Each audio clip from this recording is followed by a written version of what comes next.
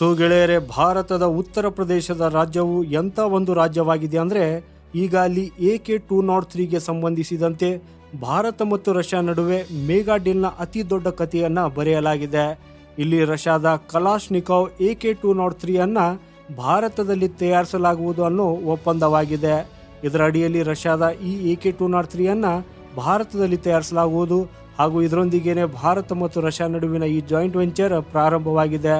ಇದರಲ್ಲಿ ಇಲ್ಲಿಯವರೆಗೆ ಭಾರತೀಯ ಸೇನೆಗೆ 35,000 AK-203 ರೈಫಲ್ಗಳನ್ನು ತಲುಪಿಸಲಾಗಿದೆ. ಉಕ್ರೇನ್ ಯುದ್ಧದಲ್ಲಿ ರಷ್ಯಾ ಸಿಕ್ಕಾಕಿಕೊಳ್ಳುವುದು ಹಾಗೂ ಭಾರತದಿಂದ ಹಣ ಪಾವತಿಯ ವಿಳಂಬ ಮುಂತಾದ ಕಾರಣಗಳಿಂದ ರೈಫಲ್ ವಿತರಣೆಯಲ್ಲಿ ವಿಳಂಬವಾಗಿರಬಹುದು. ಆದರೆ ಈಗ ದಾಖಲೆ ಮಟ್ಟದಲ್ಲಿ ಇದನ್ನು ತಯಾರಿಸಿ ಈಗ ಭಾರತೀಯ ಸೇನೆಗೆ ಹಸ್ತಾಂತರಿಸಲಾಗುತ್ತಿದೆ. ಜುಲೈ 2021ರಲ್ಲಿ ಭಾರತವು ರಷ್ಯಾದೊಂದಿಗೆ 6,10,000 AK-203 ಅಸಾಲ್ಟ್ ರೈಫಲ್ಗಳ ಒಪ್ಪಂದಕ್ಕೆ ಸಹಿ ಹಾಕಿತ್ತು. 5,000 ಕೋಟಿಗೂ ಹೆಚ್ಚು ಮೌಲ್ಯದ ಒಪ್ಪಂದದ ಅಡಿಯಲ್ಲಿ Indo Russian rifle private limited ಎಂಬ ಜಂಟಿ ಉದ್ಯಮದಿಂದ ರೈಫಲ್ಗಳನ್ನು ತಯಾರಿಸಬೇಕಿತ್ತು. ಹಾಗೂ ಇದರೊಂದಿಗೆ ಈಗ ದೊಡ್ಡ ಪ್ರಮಾಣದಲ್ಲಿ AK-203ಯ ನಿರ್ಮಾಣವೂ ಶುರುವಾಗಿದೆ. ಭಾರತದಲ್ಲಿ AK-203 ರೈಫಲ್ಗಳ ಉತ್ಪಾದನೆಯನ್ನು ಖಾತ್ರಿಪಡಿಸುವುದು ಮಾತ್ರವಲ್ಲದೆ ವ್ಯಾಪಕವಾದ ತಂತ್ರಜ್ಞಾನ ವರ್ಗಾವಣೆಯನ್ನು ಒಳಗೊಂಡಿರುವ ಮೇಕ್ ಇನ್ ಇಂಡಿಯಾ ಮತ್ತು ಸ್ವಾವಲಂಬಿ ಭಾರತ ಅಭಿಯಾನದ ತತ್ವಗಳ ಪಾಲನೆಗಾಗಿ ಈ ಯೋಜನೆಯು ಅತ್ಯಂತ ಗಮನಾರ್ಹವಾಗಿದೆ.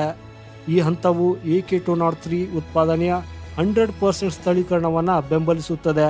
ಇದು ರಕ್ಷಣಾ ತಂತ್ರಜ್ಞಾನದಲ್ಲಿ ಸ್ವಾವಲಂಬನೆಯ ಕಡೆಗೆ ಅತಿ ದೊಡ್ಡ ಮತ್ತು ಪ್ರಮುಖ ಹೆಜ್ಜೆ ಎಂದು ಪರಿಗಣಿಸಬಹುದು. ಇದುವರೆಗೆ ಭಾರತ ಮತ್ತು ರಷ್ಯಾ ನಡುವೆ ಅನೇಕ ರಕ್ಷಣಾ ಸಂಬಂಧಿತ ಒಪ್ಪಂದಗಳು ಆಗಿವೆ, ಆದರೆ ಅದರಲ್ಲಿ ಇದು ಗಮನಾರ್ಹ ವ್ಯವಹಾರಗಳಲ್ಲಿ ಒಂದಾಗಿದೆ ಅಂತ ಪರಿಗಣಿಸಲಾಗಿದೆ.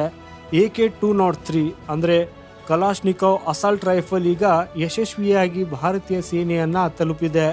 ಆದರೆ ದೊಡ್ಡ ವಿಷಯ ಅಂದರೆ ಅದರ ಸಂಖ್ಯೆ 1, 2, 100, 200, 300, 1000 ಅಲ್ಲ, 35,000 ಆಗಿದೆ.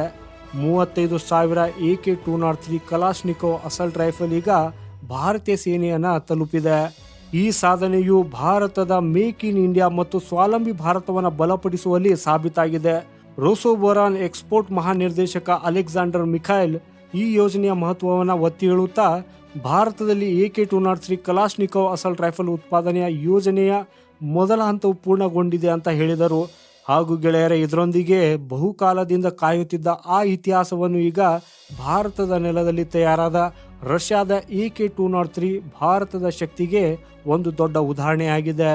ಸೊ ಗೆಳೆಯರೆ, ಈ ಕಲಾಶ್ನಿಕೋವ್ ಬಗ್ಗೆ ನಿಮ್ಮ ಅಭಿಪ್ರಾಯ ಏನು ಅನ್ನೋದನ್ನು ಕಮೆಂಟ್ ಮಾಡೋದ್ರ ಮೂಲಕ ಖಂಡಿತ ನಮಗೆ ತಿಳಿಸಿ. ಹಾಗೂ ಈ ರೀತಿಯ ಭಾರತಕ್ಕೆ ಸಂಬಂಧಪಟ್ಟಂಥ ವಿಡಿಯೋಗಳಿಗಾಗಿ ಈ ವಿಡಿಯೋಗೆ ಲೈಕ್ ಹಾಗೂ ಚಾನೆಲ್ ಸಬ್ಸ್ಕ್ರೈಬ್ ಮಾಡೋದನ್ನು ಮರೆಯದಿರಿ. ವಂದೇ ಮಾತರಂ. ಭಾರತ್ ಮಾತಾ ಕಿ ಜೈ.